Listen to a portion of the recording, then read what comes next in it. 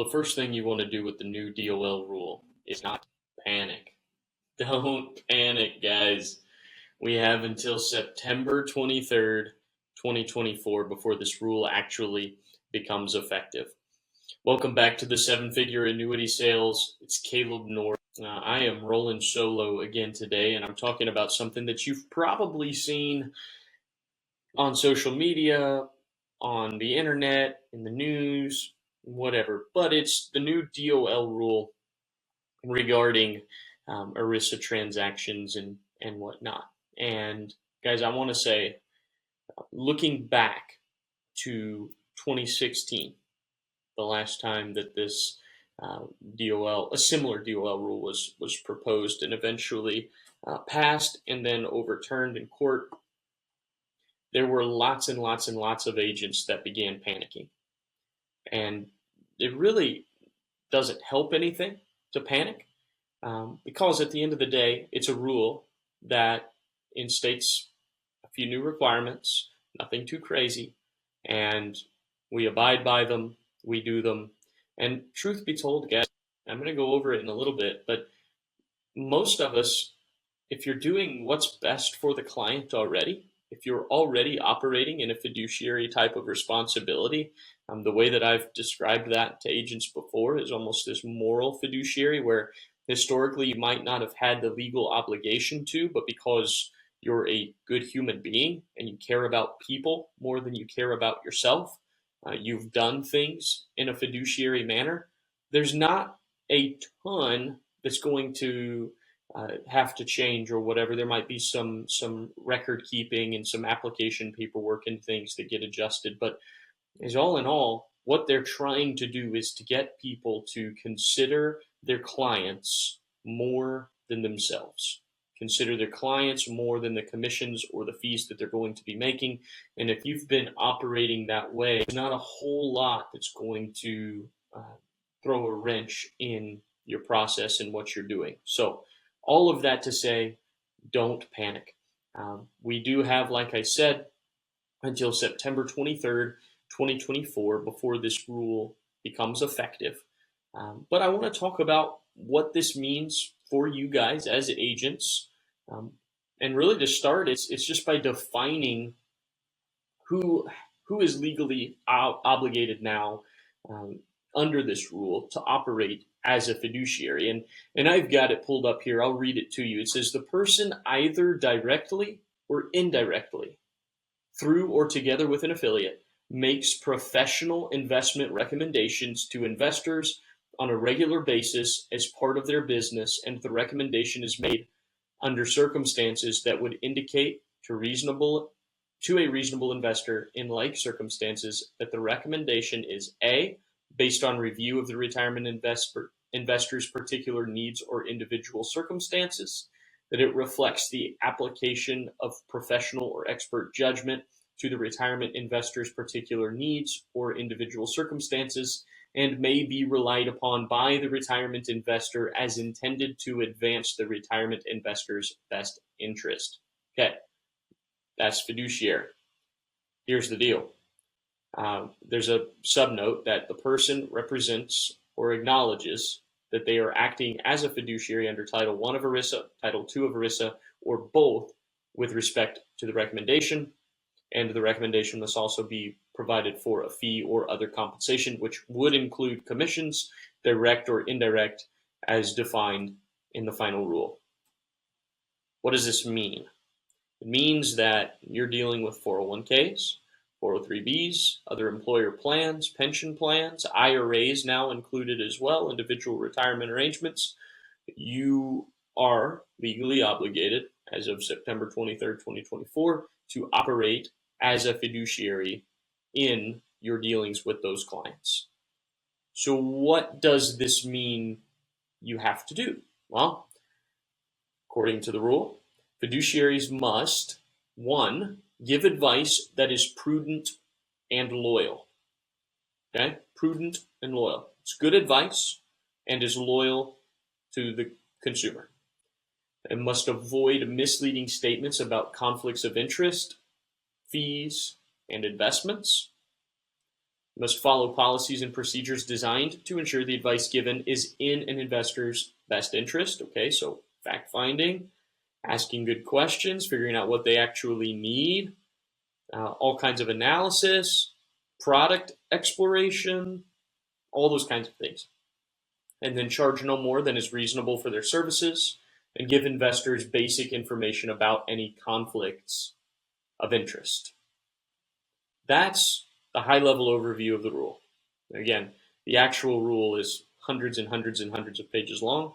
You can go read it if you'd like. I actually recommend most certainly that you do your own research into this and that you keep up with it as it progresses. But at the end of the day, what I've seen so far is basically a redistribution of who is legally obligated to act as a fiduciary is kind of the main emphasis of the ruling.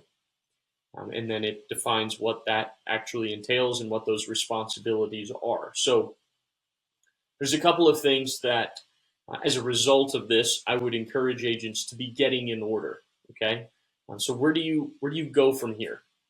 Well, first, familiarize yourself with the ruling yourself. There's a lot of great information out there that you can find, you can read. You can go and actually read the entire ruling for yourself on your own, as I've already mentioned. There's a lot in there that may not necessarily pertain to you directly, but the parts that do pertain to you directly would be extremely valuable to actually read that ruling yourself.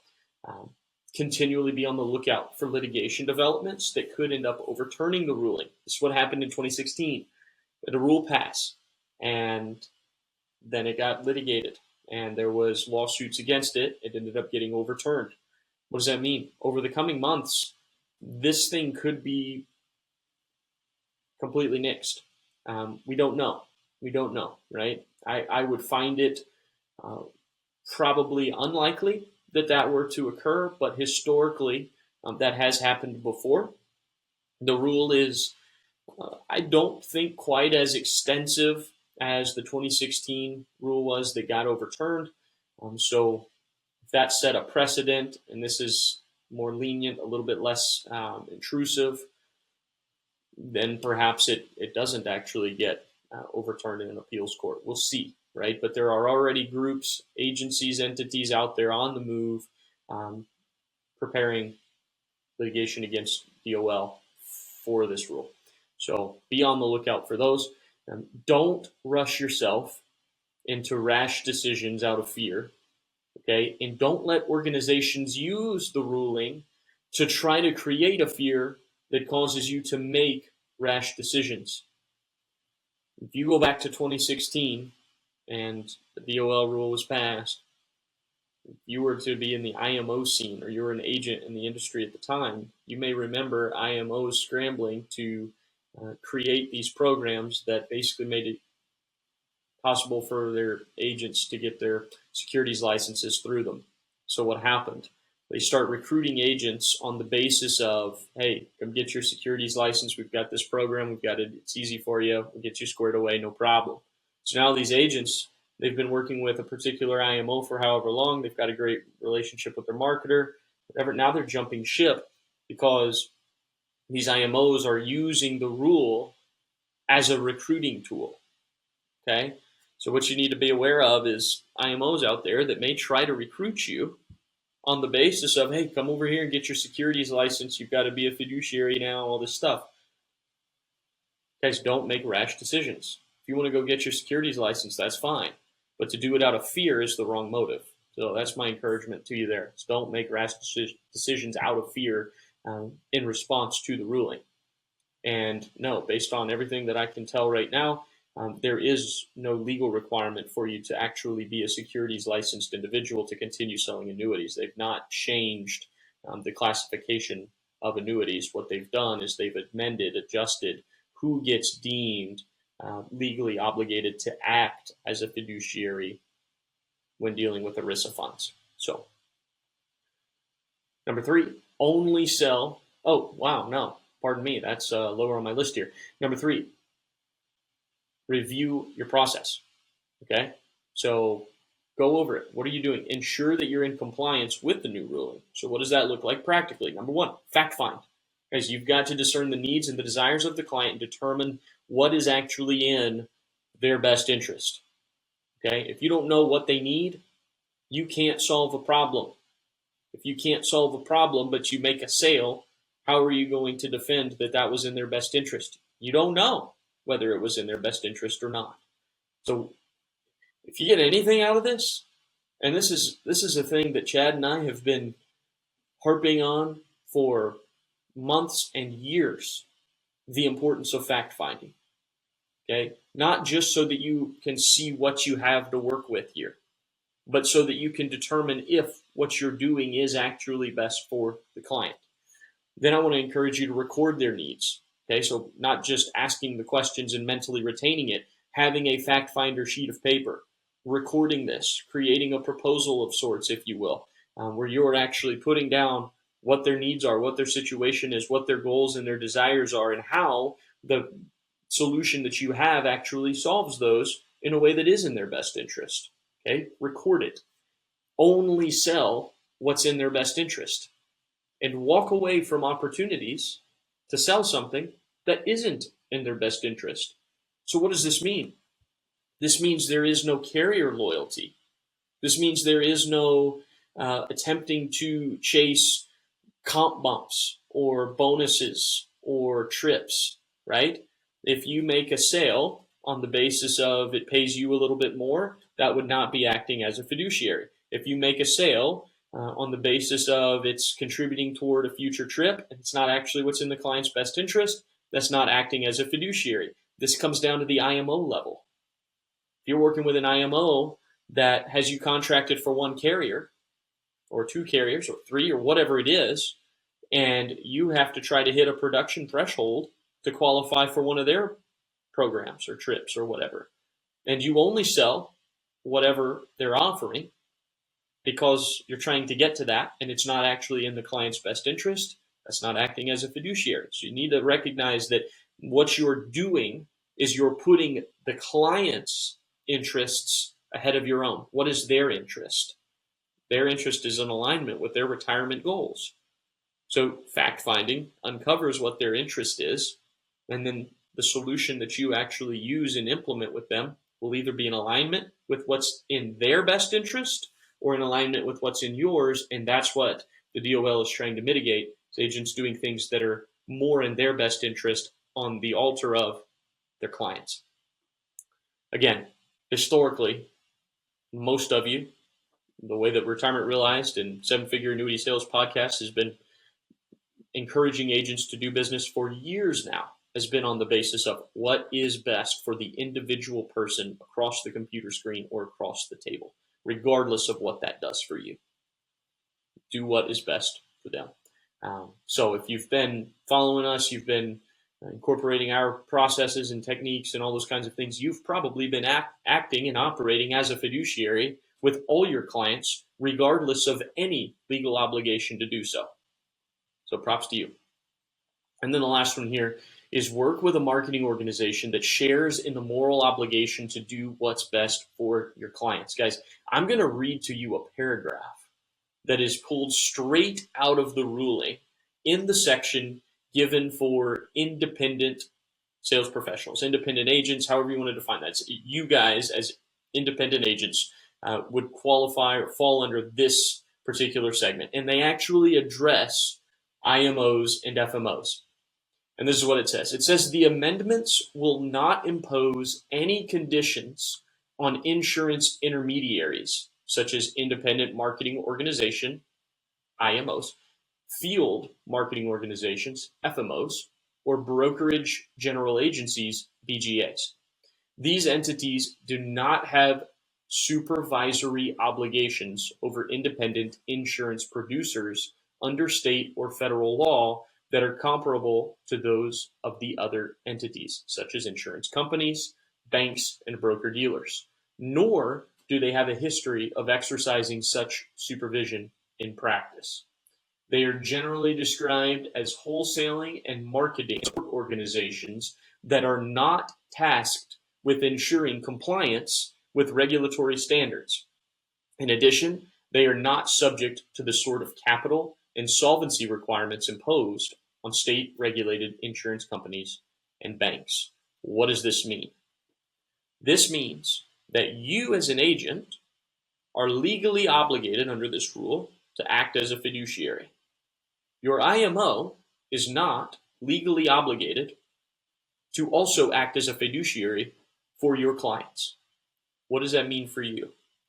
That means that if you are partnered up with a marketing organization that has their overrides or their bonus structure or their preferred carriers, whatever, interests in mind, they're probably going to be pushing product on you as the best product, in quotes, or sell this product because of XYZ, and they're trying to mass push this product rather than training agents well on how to do good fact finding, how to do good needs analysis, how to do good case design and product selection so that you can actually be sure that you are recommending what's best for the client. In other words, the IMO is not going to be the one that's on the hook if there's a compliance fault.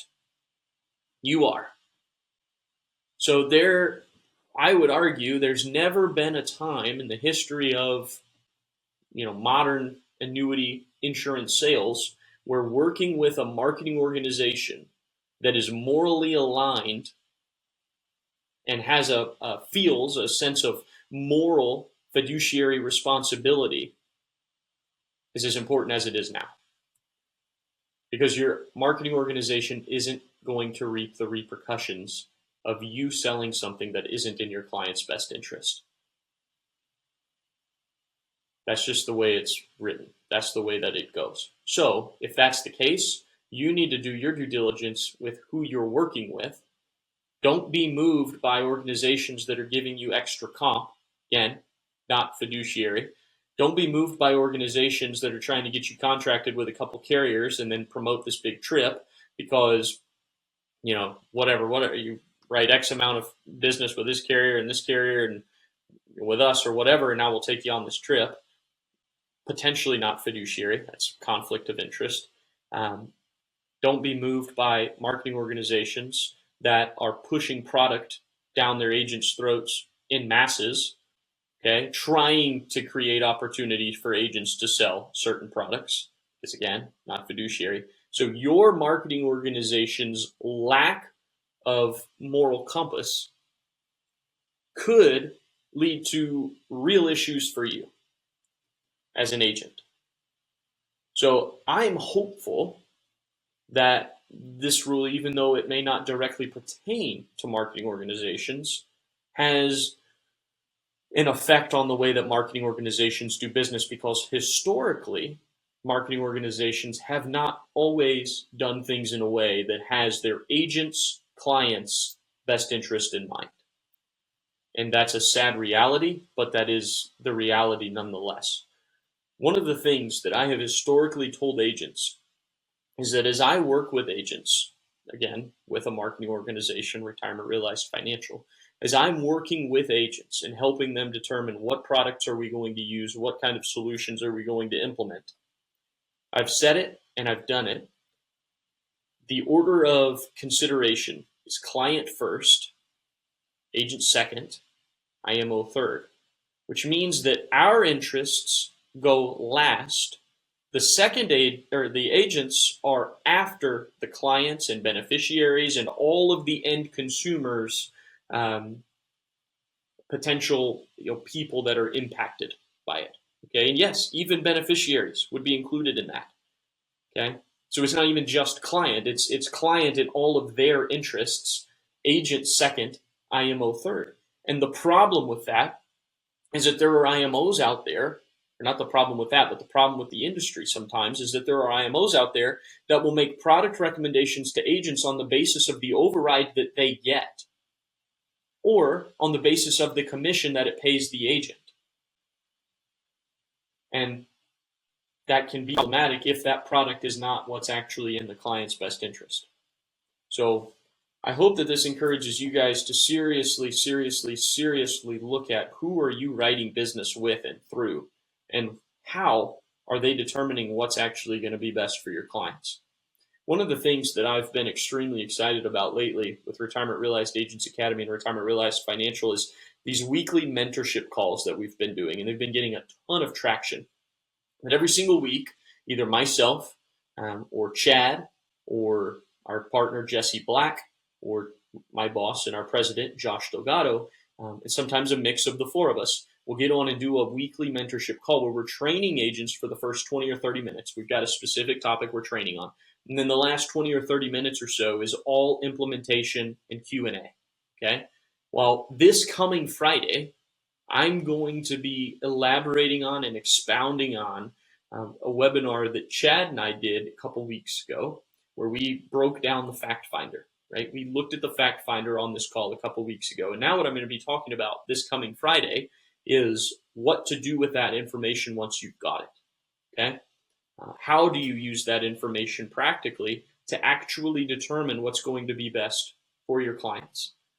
And is it in their best interest or is it not? How do you determine what is in their best interest and what isn't in their best interest? How do you then determine if the product you're going to position to them is actually prudent, loyal product advice?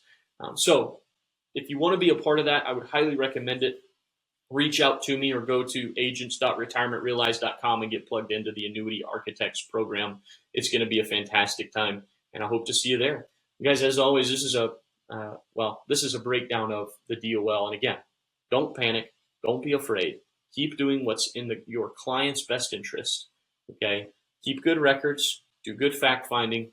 Everything's going to be all right. You don't need to panic. You don't need to fear, but you do need to take the rules seriously, and you should be studying it and keeping your eyes on the lookout for any changes or litigation that comes in the coming weeks. So I hope this helps you guys. And as always, happy selling.